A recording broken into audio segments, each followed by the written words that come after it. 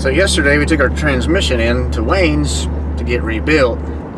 Today, while I'm waiting and heading into town anyway to get my tattoo, I'm going to take this drive shaft to Drive Shafts Inc. These guys do a great job of replacing the U-joints, and they balance them, which is something that you should really pay closer attention to on your vehicles once they get 80 to 100,000 miles. The U-joint is rotating all the time if your car is in motion, and pretty fast. So, something to pay a little closer attention to than you might think. Also, having it balanced, not a bad idea either. This one's kind of an unknown to me, and I'm not really sure if it's ever had any damage or etc.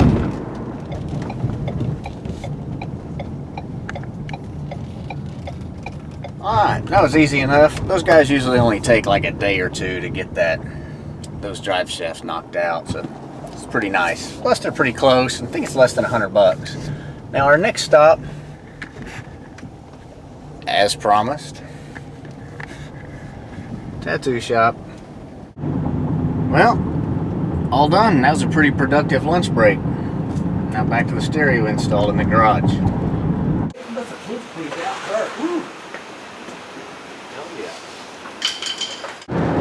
Well, Wayne finished the transmission, so we went and got that bad boy.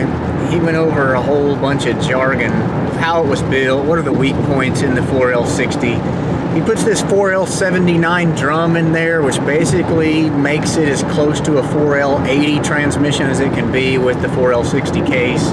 Adds more clutches, supports the top where it doesn't flex, and wide bands, and new this and new that, and etc. Shift kits, servos, and a bunch of transmission words that I don't really understand. But he says it can take whatever I'm going to throw at it, and I believe him. Now that we've got our transmission, there's a couple things I wanted to go over. We did get a new urethane transmission mount, because this one was not awesome. Also went ahead and got a urethane bushing for the torque arm. So in the front where it mounts to the transmission, that one was rubber and pretty rotted as well. This is our Yank torque converter.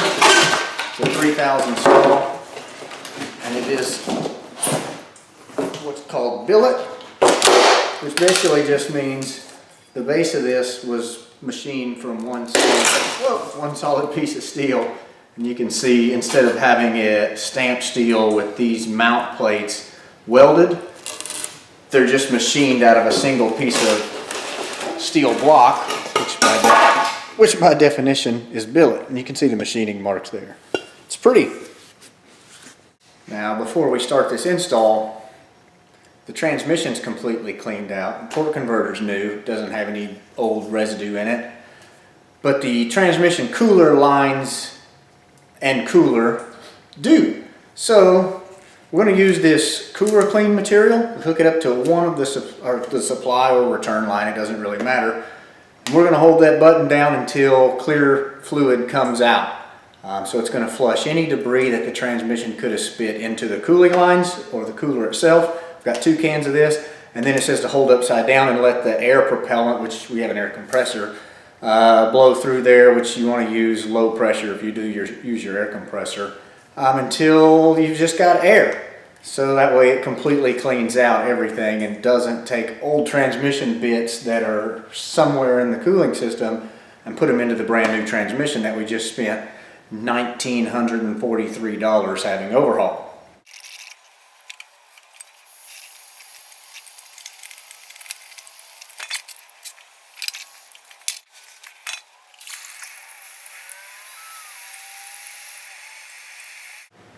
Now here's something you won't hear very often. As a matter of fact, I heard it for the first time today. You don't actually have to put transmission fluid in the torque converter before you install it. Now, it's a good idea to put some in here and on the outside of it, just to lubricate this O-ring and the seal as you install it. But the transmission is a pump, so as soon as you start your engine in park or neutral, it's going to pump fluid into this torque converter immediately. So putting some in there to start with is actually unnecessary, but I'm still going to do it.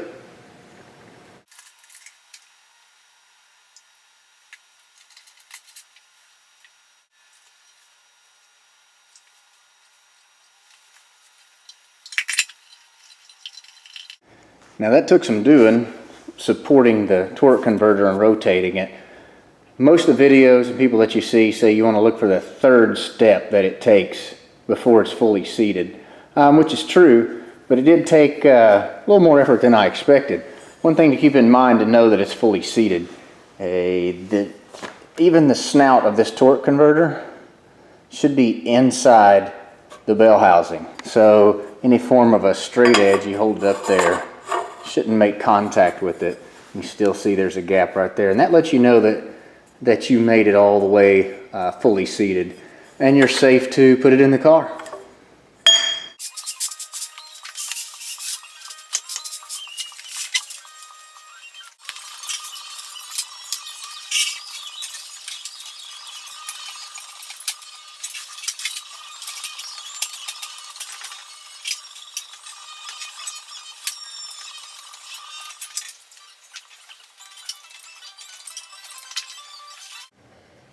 Alright, so the transmission's in, it's all bolted up.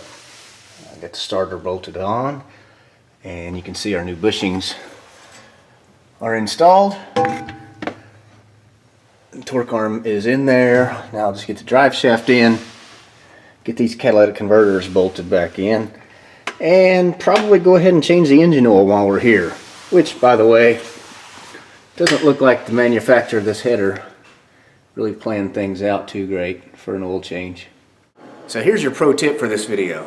If you're changing fluids in the winter and things are cold, the fluid's kind of thick. And the transmission fluid, since you're pouring it down a tiny tube, it's super helpful if it's warm and thin. So preheat your transmission fluid, people.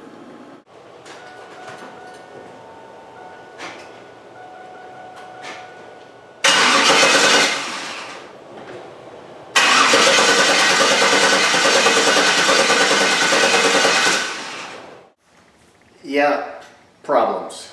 So somewhere between pulling the transmission out, gutting the interior, doing the full audio install, taking the PCM to the tuner and have him check the existing tune and verify it looked good, and putting it all back together, we've got a crank no start issue.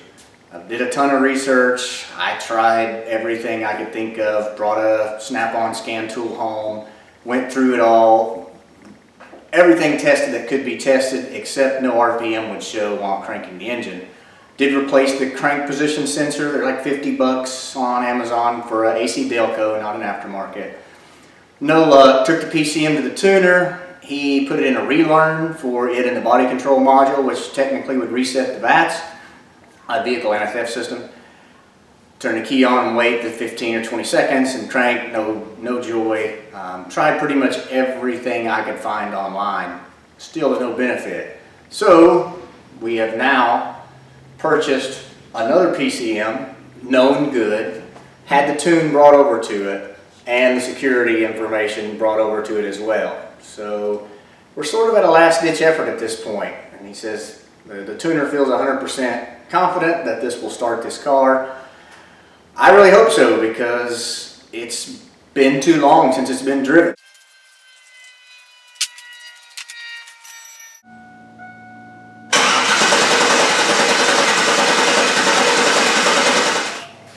So we may have pinched a wire to the crank position sensor, actually all three wires to the crank position sensor, and severed those between the engine block and the bell housing upon transmission installation. So watch where your wires are when you go to mounting these things. Tie them up if you need to, just to make sure they're out of the way.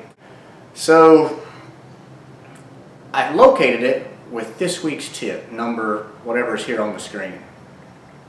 You need a mirror in your shop, and you can shine a flashlight at it, hold the mirror up, and look around like I did on the back of this intake when we had about 2 inches of opening between the cowl and the top of the intake to see back there. What I did was borrow one from my wife, but at least I did knock out these little squares of makeup, and I set them down in order so I'll know how to put them back right, because if she's like me, I can't stand things to be out of place. Anyway, that should have fixed it.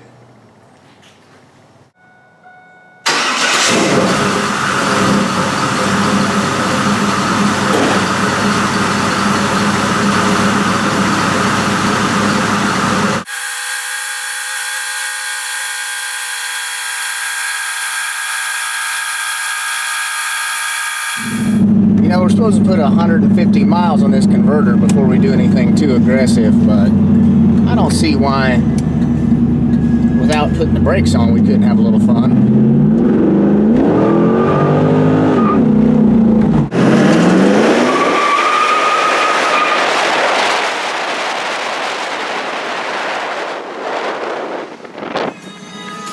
Second gear.